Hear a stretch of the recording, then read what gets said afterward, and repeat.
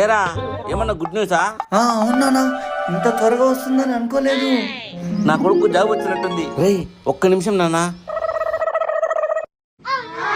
ఇప్పుడు చెప్పరా good news. Advance happy new year నాన్న.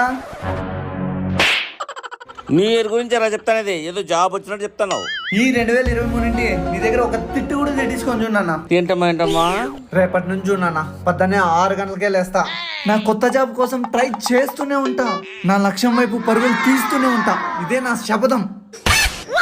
The next day. టైం 10 అవుతుంది, వీడు లేచినాడా లేదో. రే చిత్తనా కొడక, టైం 10 అవుతుంది. నాన్న ఏంటన్నా నువ్వు జాబ్ ఫస్ట్ రోజు కూడా ప్రశాంతంగా పెట్టుకోనివా?